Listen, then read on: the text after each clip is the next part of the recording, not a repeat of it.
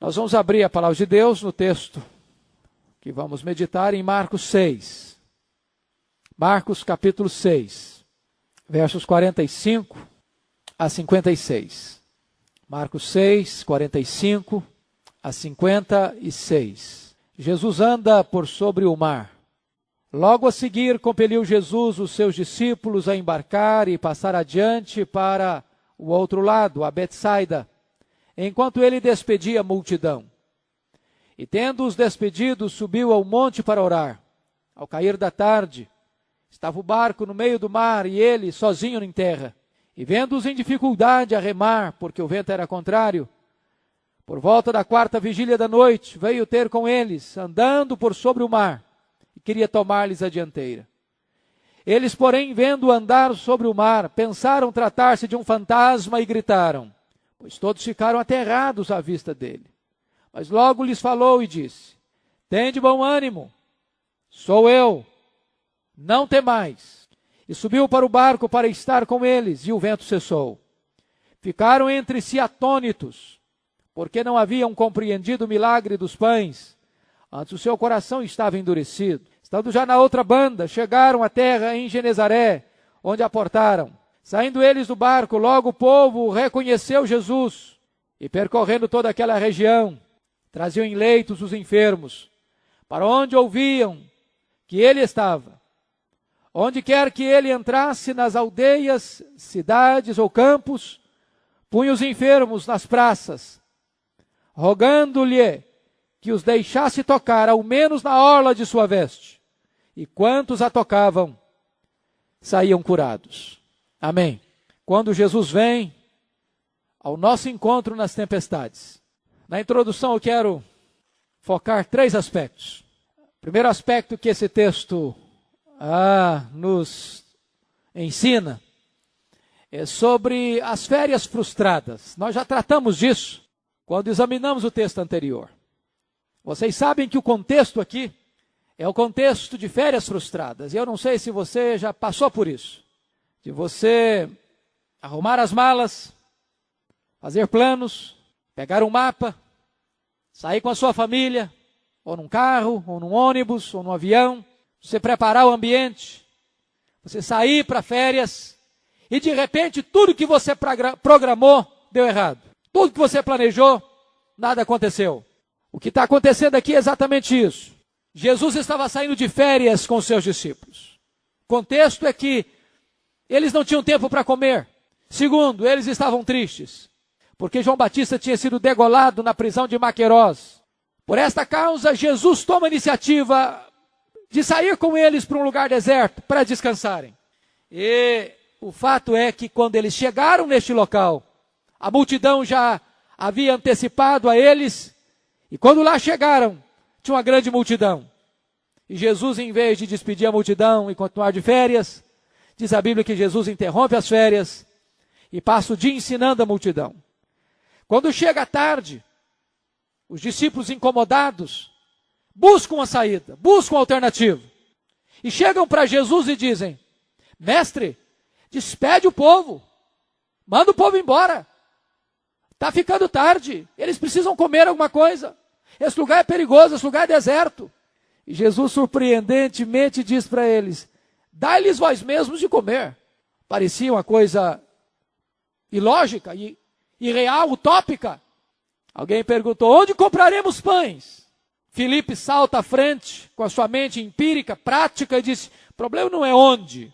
O problema é que precisaríamos de pelo menos 200 denários para comprar um pedaço de pão para cada um. Jesus então pergunta, quantos pães tendes? E de ver. E fizeram então uma investigação entre a multidão. E André vem com o relatório, Senhor, encontramos aí um menino que tem um lanche, com 5 pães e 2 peixinhos, mas logo ele também já apresenta a sua dificuldade. Mas o que é isso para tanta gente? Diz a Bíblia que Jesus manda a multidão se assentar, de uma forma ordenada, dá graças a Deus, parte o pão, e o pão se multiplica, parte os peixes se multiplicam, e a multidão é alimentada, ainda recolhem 12 cestos. E diz a Bíblia que imediatamente Jesus ordena aos discípulos embarcar e voltar para casa. Férias frustradas. Segundo aspecto, uma volta para casa antecipada. Notem vocês que logo a seguir, versículo 45, compeliu Jesus os seus discípulos a embarcar. Versículo 46 diz, e tendo-os despedido, subiu ao monte para orar. O que está acontecendo aqui? Jesus despede os discípulos antes de despedir a multidão. A grande questão é por quê? Se a intenção daquela viagem era férias com os discípulos, por que Jesus não despede a multidão primeiro e fica com os discípulos? Talvez até mais tarde poderia despedi-los, mas por que os despede antes de despedir a multidão? E eu vou lhes dar pelo menos duas razões que penso eu estar no espírito do texto. Primeiro, quando Jesus despede a multidão primeiro, Jesus estava poupando os discípulos de uma tentação, uma grande tentação. Por quê? Porque João, quando relata esse mesmo texto, nos informa que a multidão, ao comer do pão, desejou arrebatar Jesus para fazê-lo rei, para fazer dele um Messias terreno. E como Jesus sabia que os seus discípulos ainda alimentavam ideias messiânicas, extremamente nacionalistas e políticas, ideias essas que permaneceram mesmo depois da ressurreição, conforme Atos 1:6, quando perguntam, será nesse tempo que restaurarás o reino a Israel? Jesus entendeu que os discípulos não estavam prontos para enfrentar aquele tipo de tentação, de uma noção equivocada acerca da natureza da sua missão. E então Jesus os despede primeiro, para poupá-los dessa tentação. A segunda razão, porque os despede, é para interceder por eles. Porque notem vocês, ao cair da tarde, versículo 47, versículo 46 ainda, tendo os despedidos, subiu ao monte para orar.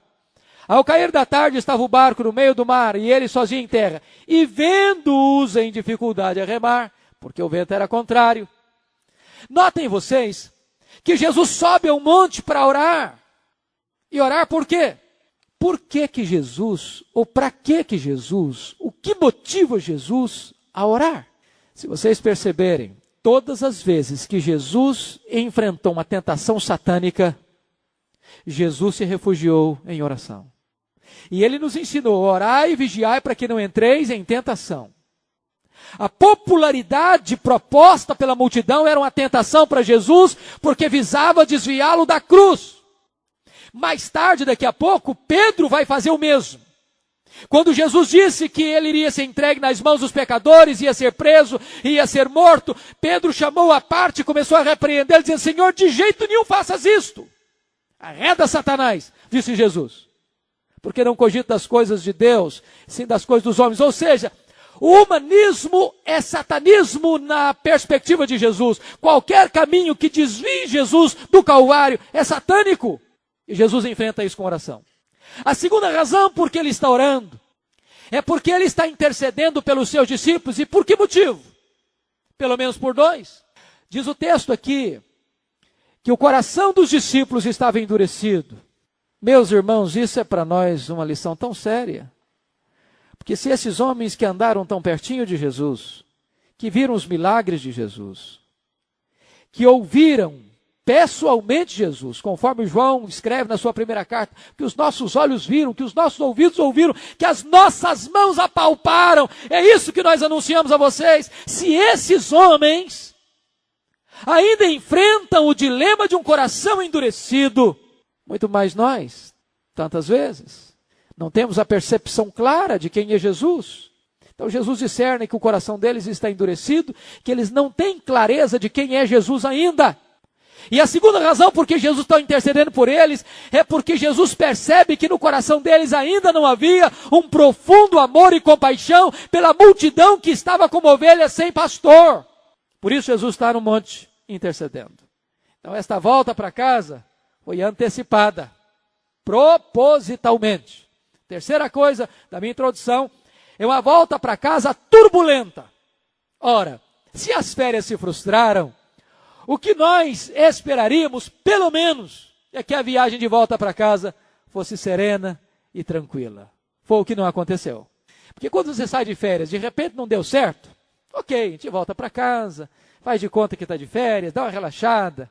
Mas imagine você botando toda a bugiganga dentro do carro, e depois que você chega no local de destino, agora sim, eu vou arrumar as malas, fazer as malas, está na hora. Quando você vai desfazer as malas, um telefonema de urgência, volta logo. E quando você volta, o carro quebra, não tem oficina por perto, o pneu fura, não tem borracharia por perto, e não tem nem água para beber, e você começa a entrar em pânico. A situação desses homens não é diferente, eles estão voltando para casa agora, e eles são colhidos por uma tempestade.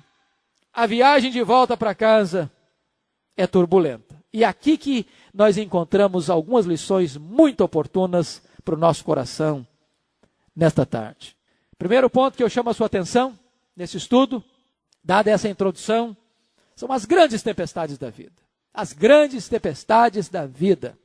Eu estou seguro disso, irmãos, de que muitas vezes as maiores, mais assoladoras e mais perturbadoras tempestades não são aquelas que acontecem fora de nós, são aquelas que acontecem dentro de nós.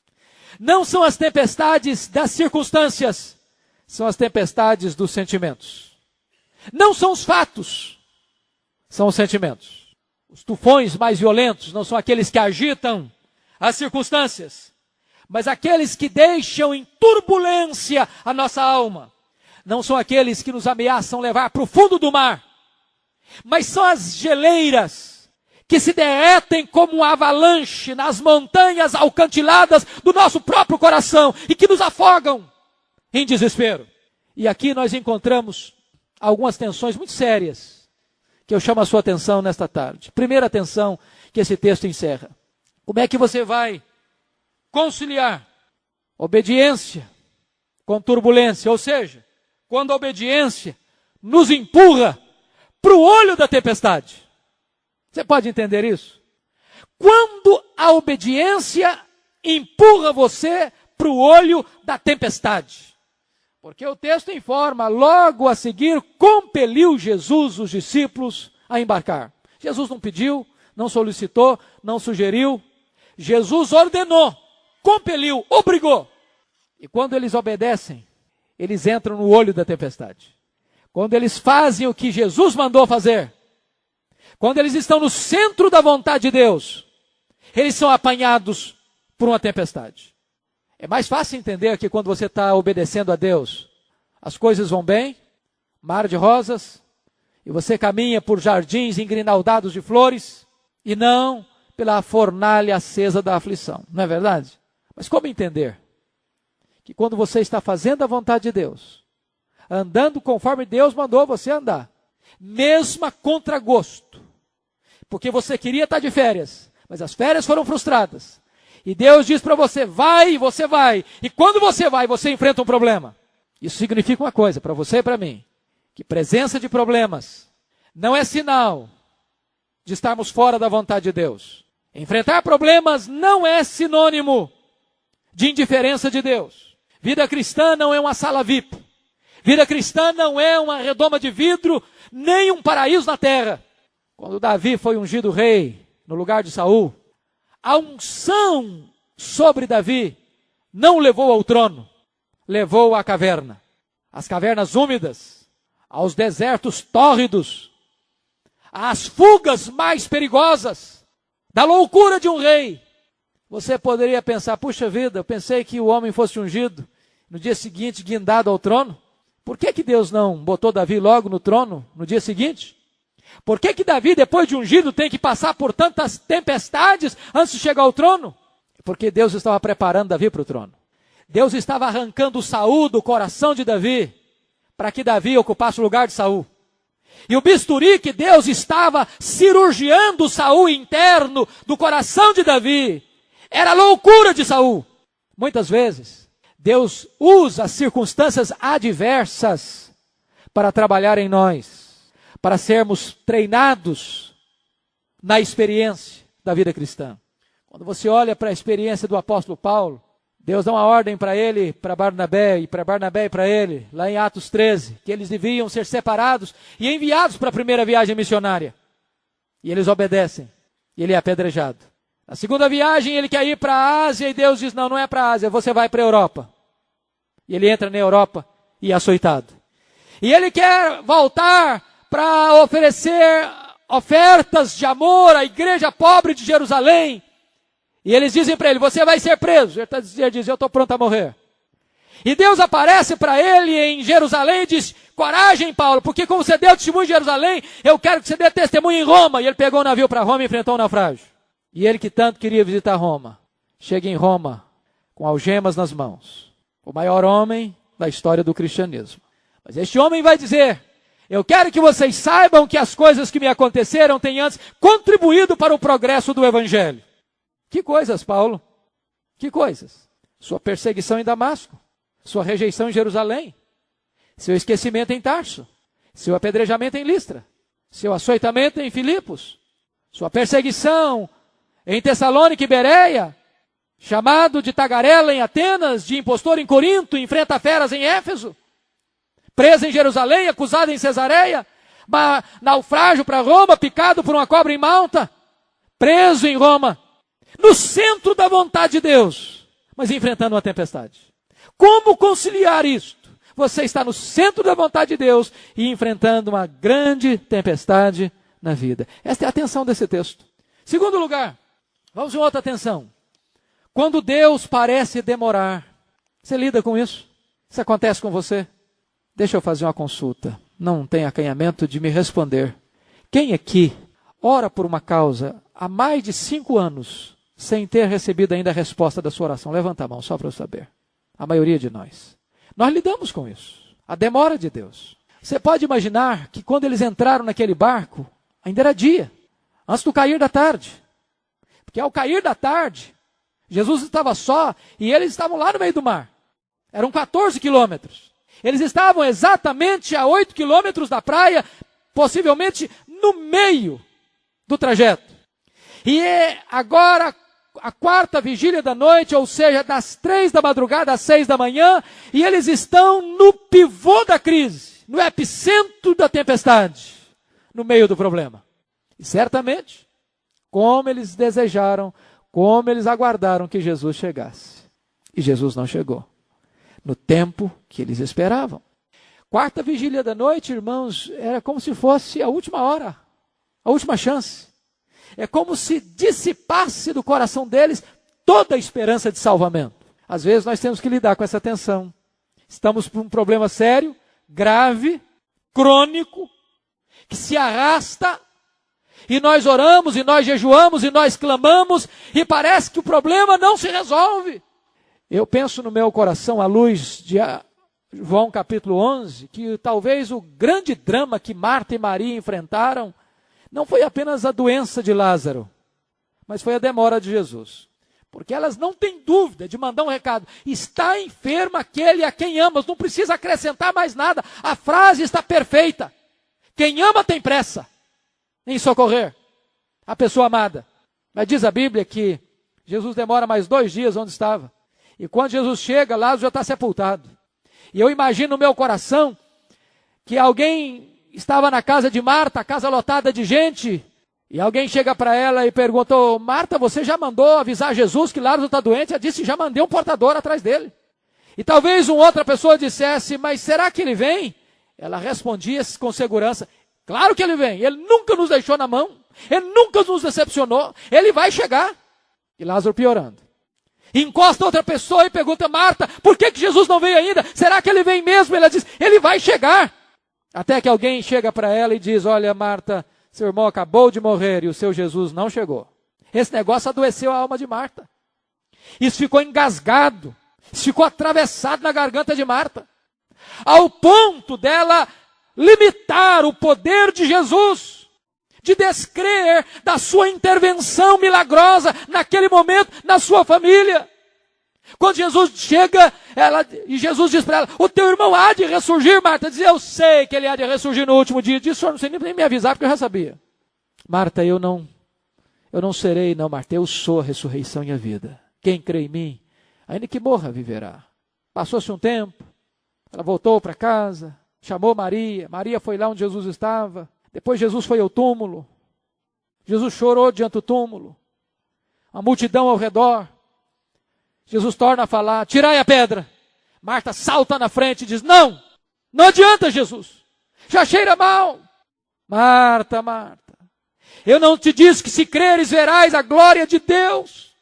Quantas vezes, irmãos, a demora de Deus, a aparente demora de Deus, deixa a nossa alma enferma. Essa é uma tensão da vida, que você e eu enfrentamos. Mas na verdade Jesus não chegou atrasado, nem no Mar da Galileia, nem na aldeia de Betânia. Lá no Mar da Galileia, Jesus estava no monte, e Jesus estava vendo o que eles estavam enfrentando, e lá em Betânia, Jesus já sabia que Lázaro estava morto, e disse, eu vou lá para levantá-lo, para acordá-lo, para ressuscitá-lo. Os nossos problemas não apanham Jesus de surpresa. As nossas dores que nos afligem não apanham Jesus de surpresa. Ele sabe onde você está, Ele sabe como você está, e Ele sabe o que vai fazer. Mas há uma terceira atenção, irmãos, nesse texto. A terceira atenção é quando Deus parece silencioso. Você já parou para perceber que quando você está passando um momento de pânico, você clama pelo nome de Deus instintivamente? Louvado seja o Senhor por isso, né? Até na hora de susto, num piscar de olhos, você clama pelo nome do Senhor. E eu fico imaginando mais de 9 horas dentro daquele barco. 9 horas de pânico. Porque basta alguns segundos de pânico para você ficar com taquicardia. Imagine 9 horas. O vento era contrário ao cair da tarde. E eram 3 horas da madrugada e eles estavam no meio do mar ainda, rodopiando, sem direção nenhuma, sem capacidade nenhuma de administrar o problema. O barco estava indo a pique. E certamente aqueles homens devem ter clamado e clamado com toda a força da alma deles. E a única voz que ouviram foi o silêncio de Deus e o barulho das ondas.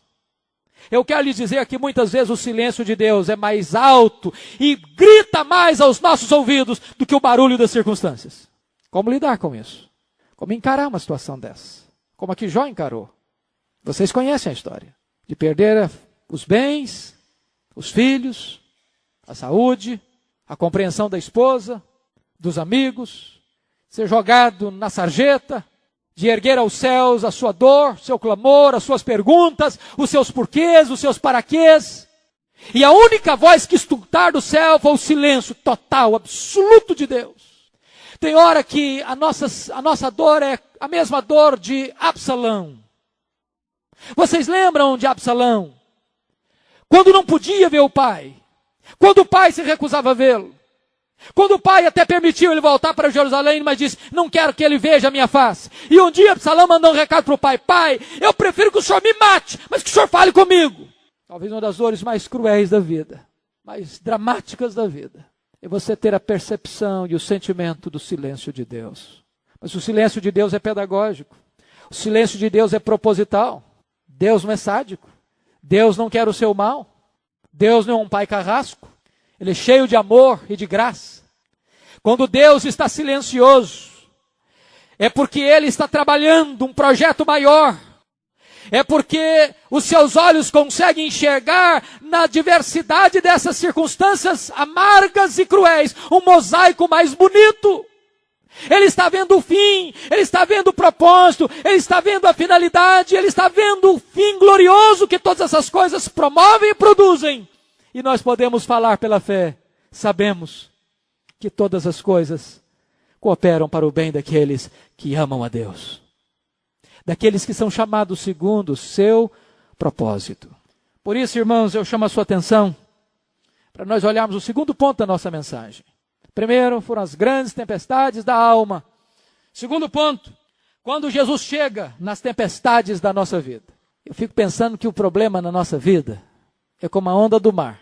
Quando a onda se quebra na praia, a outra já vem se formando. Não é assim?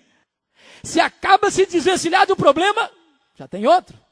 Quando você pensa que aquele já está morrendo na praia, levanta-se outra onda. Você tenta se levantar de um solavanco. E a outra onda chega. Mas eu quero dizer uma coisa para você. Jesus não prometeu para nós vida fácil. Nem viagem calma. Ele prometeu chegada segura.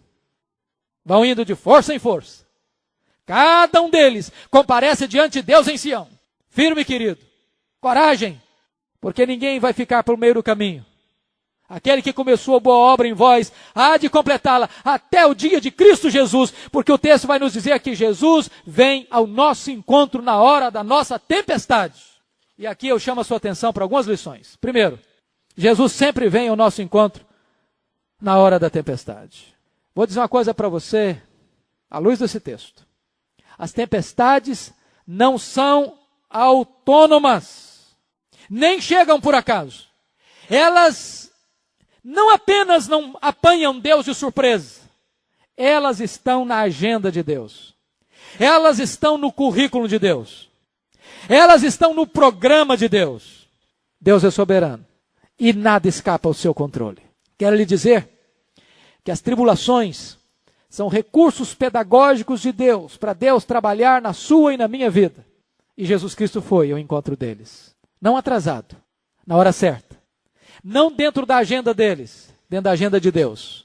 Não da maneira deles, mas da maneira soberana que Ele decide chegar na nossa vida. Por isso, em segundo lugar, Jesus vem ao nosso encontro ainda aqui na quarta vigília da noite. E eu creio que a quarta vigília da noite é sugestiva. Os estudiosos dizem que o período mais escuro da noite não é a meia-noite.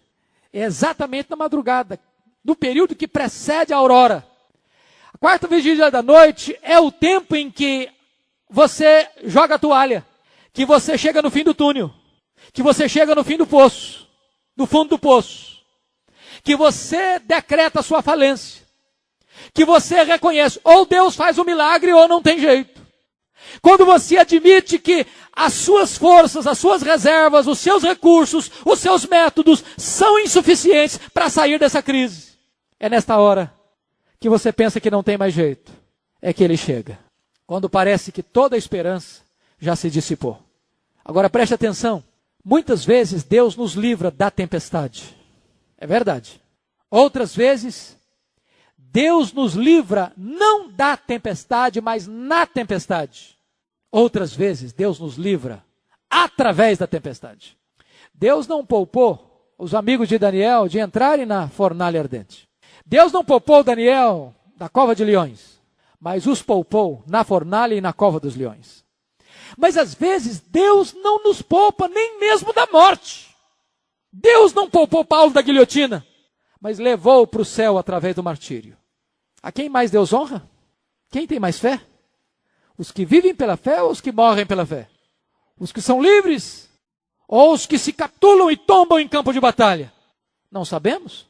O mesmo livro de Hebreus que fala dos heróis da fé, que foram poupados do fogo e da boca dos leões pela fé, dizem que também pela fé foram cerrados ao meio. De tal maneira que um mártir não experimentou um milagre menor do que aquele que morreu pela fé. Podemos dizer como o apóstolo Paulo, se vivemos para o Senhor, vivemos, se morremos para o Senhor, morremos, quer pois vivamos, quer pois morramos, nós somos do Senhor. E Paulo vai dizer, nem morte, nem vida pode nos separar do amor de Deus que está em Cristo Jesus, nosso Senhor. Terceira coisa, Jesus vem ao nosso encontro, caminhando sobre as ondas. Eu acho isso maravilhoso. Porque Jesus, além de vir, ele vem de uma maneira inusitada, inesperada. E quando Jesus vem caminhando sobre as ondas, ele está ensinando alguma coisa. Tudo em Jesus é pedagógico. E ele está ensinando duas coisas. Primeiro, ele está ensinando o seguinte, que o mesmo mar que conspira contra você, que ameaça você, que é maior do que você, e que está tentando levar você à morte, está literalmente debaixo dos pés de Jesus. Ele é maior do que o seu problema.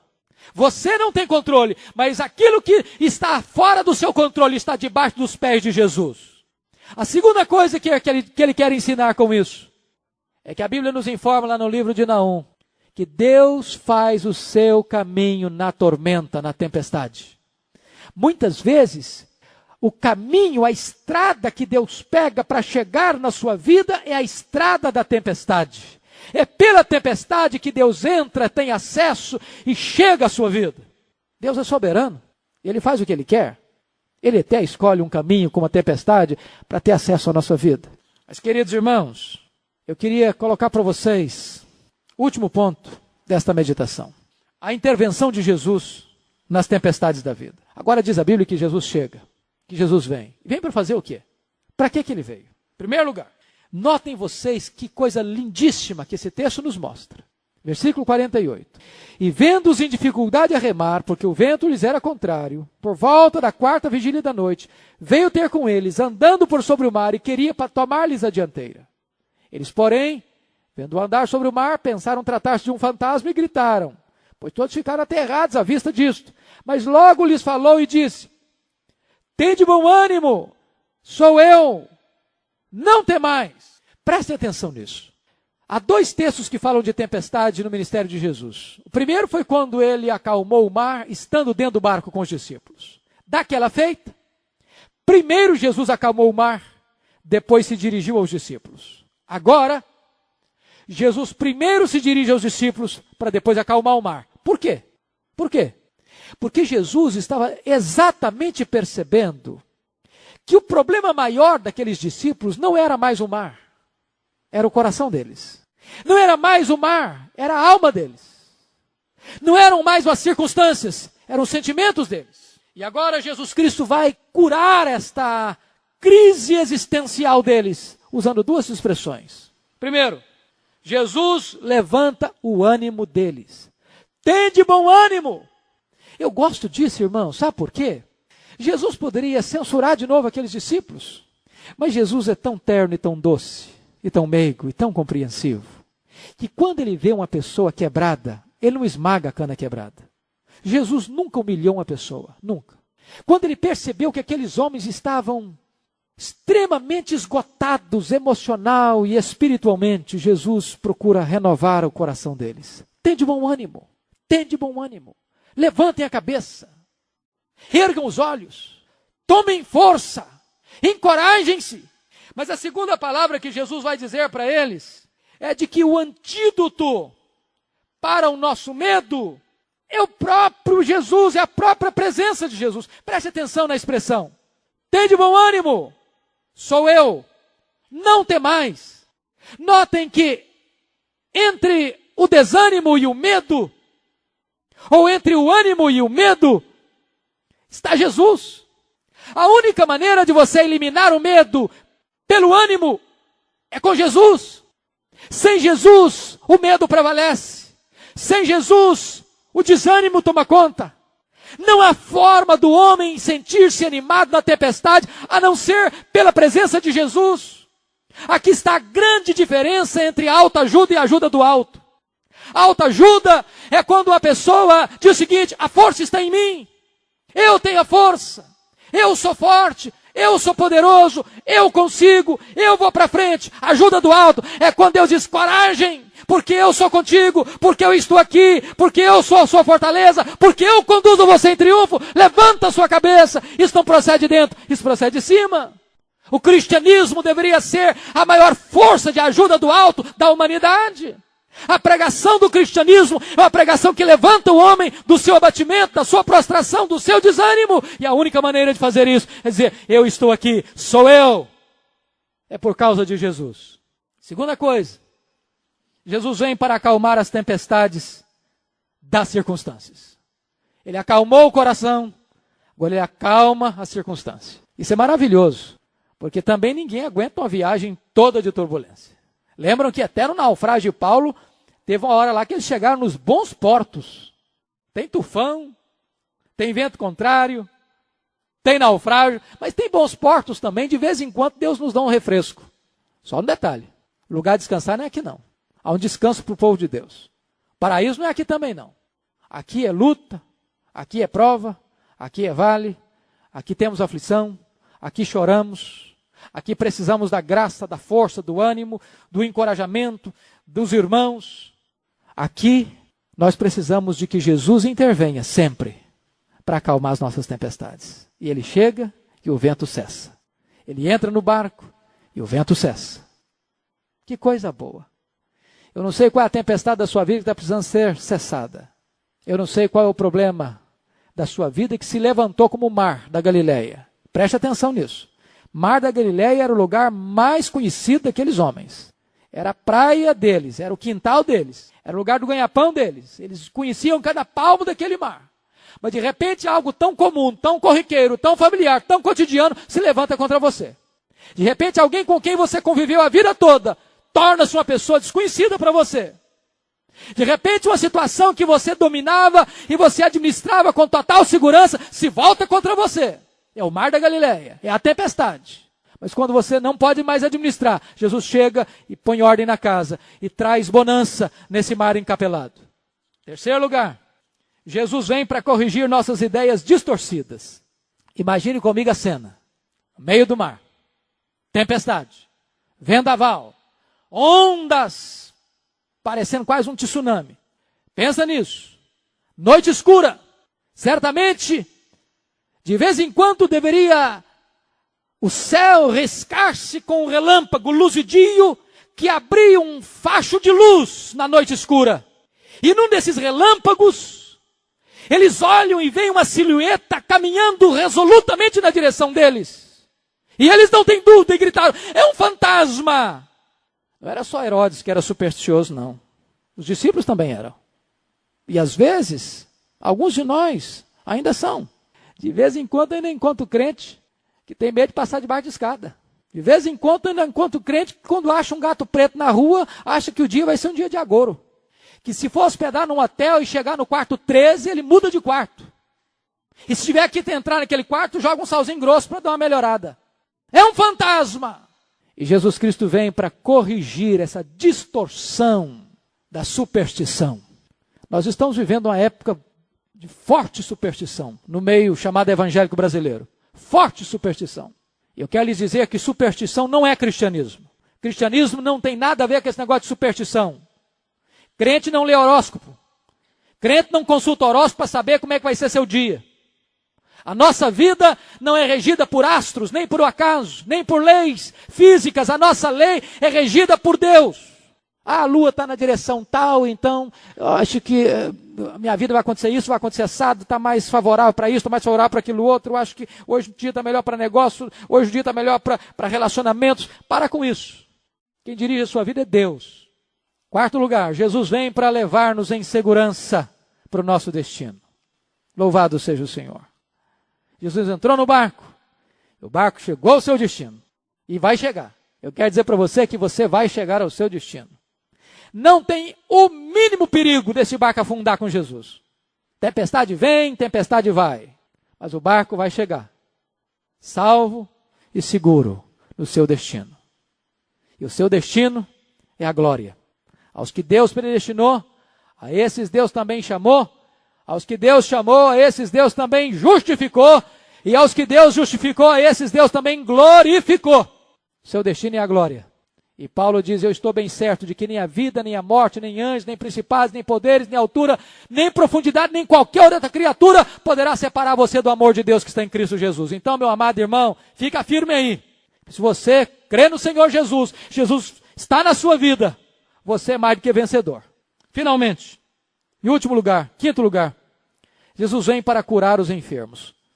Notem vocês, quando Jesus chega do outro lado, Jesus tinha denunciado os discípulos que o coração deles estava duro. Às vezes, quem anda mais perto de Jesus, endurece o coração às vezes.